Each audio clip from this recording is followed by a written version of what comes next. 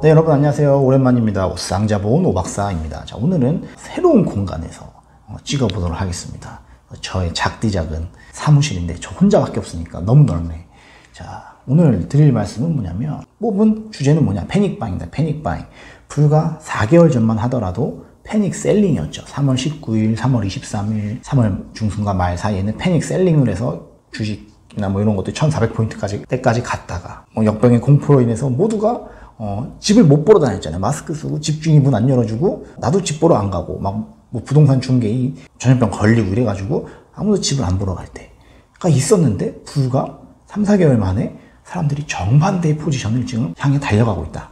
자, 저는 뭐 다 좋다 이거예요. 자기가 자기 거 산다는데 내가 뭐라고 할 건 없지. 하지만 요 한 가지만은 좀 붙잡고 가자라는 생각에서 이 영상을 찍습니다. 자, 좋은 대사가 나왔어요. 자, 사람들이 패닉바잉에 나서는 이유가 뭘까? 캐나다의 어떤 심리학 교수 스티븐 테일러라는 교수는 말했어요. 자, 공포와 불확실성을 첫째 이유로 뽑는다.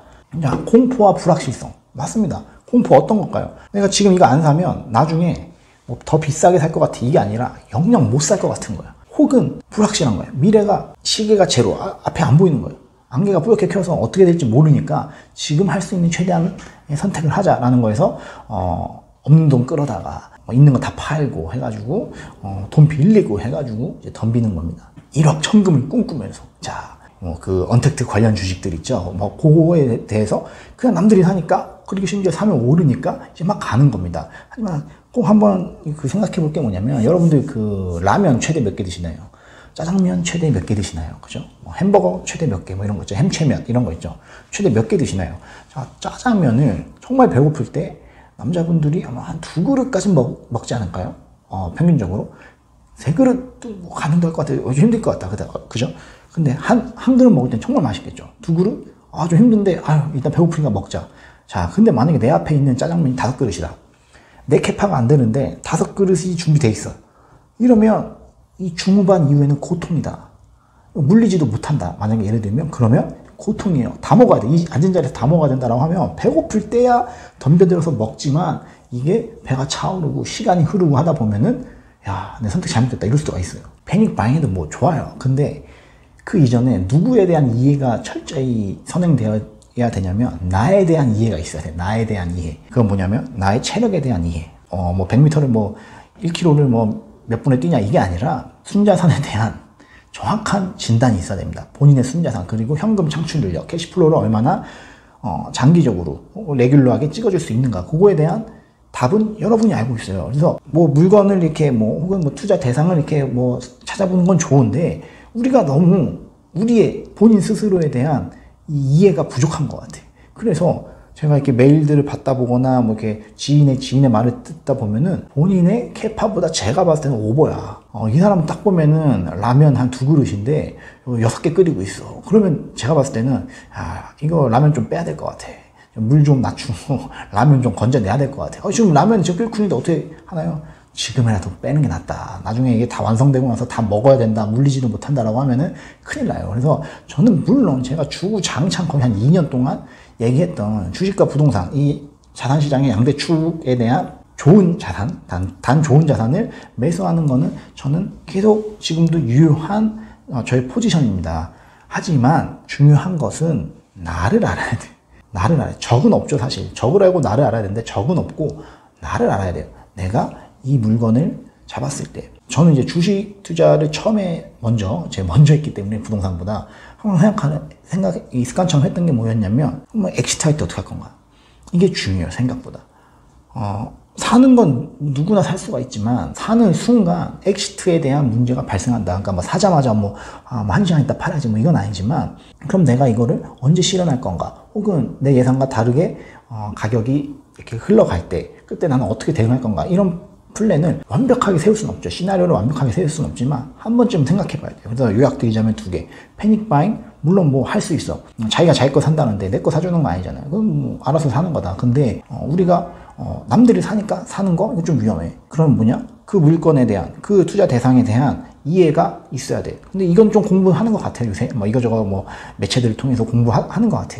거기까지 좋아. 그런데 문제는 뭐냐? 본인에 대한, 이 체력에 대한 이해는 조금 뒷전이에요. 내가 이 물건 먹었을 때, 이 음식을 먹었을 때, 얼마만큼 견딜 수가 있나. 만약에, 여러분 생각해보세요. 그냥 까놓고 시원하게 할게, 그냥. 20대 후반, 30대 초반, 남녀, 뭐 이렇게 해가지고, 뭐 이렇게 매일 오는데, 순자산이, 따져보면은, 지금 현재 네트로 순자산이 뭐 2억 정도 좀 안 돼. 그런데 이제 직장은 괜찮아. 대출 뭐 이빨 뭐 신용대출 끌고 뭐 이렇게 해가지고 서울에 뭐 오래 산다. 근데 잘 생각을 해봐야 될 게 지금 이 대책 나왔잖아요. 부동산 대책. 70인지 뭐 71인지 모르겠어. 뭐 수십 번째 대책이 나왔는데 이 기조대로 가다 보면 나중에 사고 팔기가 상당히 어려워져요. 주식 양도세도 마찬가지야. 지금 2년 반밖에 없다고 제가 매번 말씀드리지만 블로그상에서는 2년 반 안에 승부를 보지 못하면 그 다음엔 어떻게 될 건가? 양도세가 세지면 어떻게 될 건가? 제가 봤을 때는 나중에 팔고 싶어도 못 팔 수가 있어. 그러면 뭐냐면 안 팔아도 되거나 아니면은 내가 최악의 순간 계속 가져간다라고 했을 때 그게 내가 채하지 않을 그만큼 나에게 맞는 자산을 사야 돼요. 자, 짜장면 5그릇을 먹을 수가 현실적으로 없다. 그러면 현실적으로 5그릇을 시키기보다는 내 체력에 좀 안배를 해가지고 좀 낮은 자산, 욕심을 좀 버려야 돼. 누가 이렇게 뭐 해서 돈을 벌었다. 자, 여러분 제가 책은 안 가져왔는데 뇌과학, 요거 공부하고 있는데 뇌과학에서 자, 상당히 뇌를 마비시키는 감정 중에 하나가 뭔지 아십니까? 강력한 감정 중에 하나가 자, 부러움이에요. 부러움. 시기, 부러움이 상당히 인간의 뇌를 컨트롤을 강하게 좀 안 좋게 만듭니다. 그래서 합리적인 선택을 할 때 이 감정이 되게 안 좋아. 뭐 이게 누가 돈을 벌었다. 그러니까 원시 시대로 치면 나는 이제 사냥을 못했는데 누가 막 사냥해서 막 사슴 막 10마리 막 잡아간다.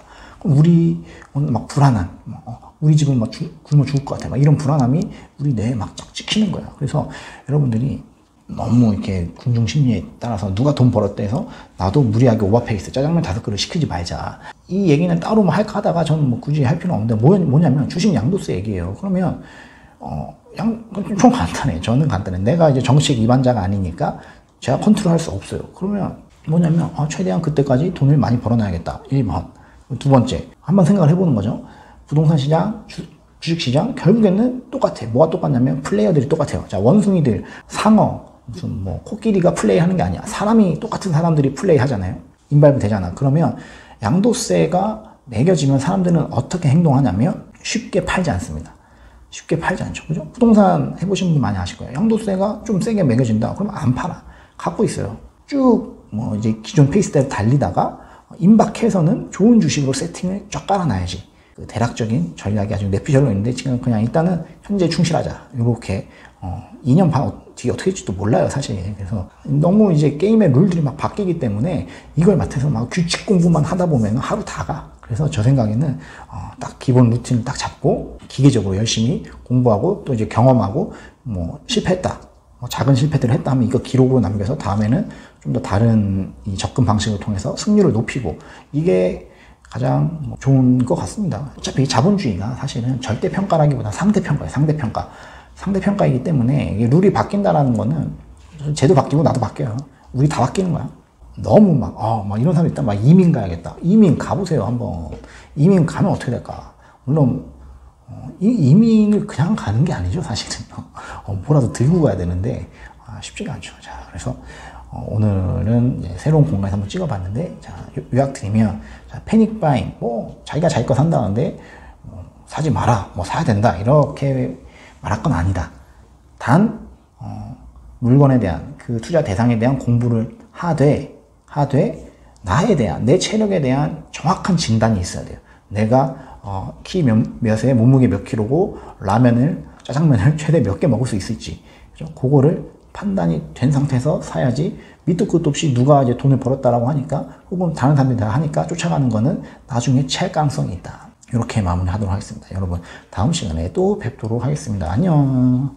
쌍자본.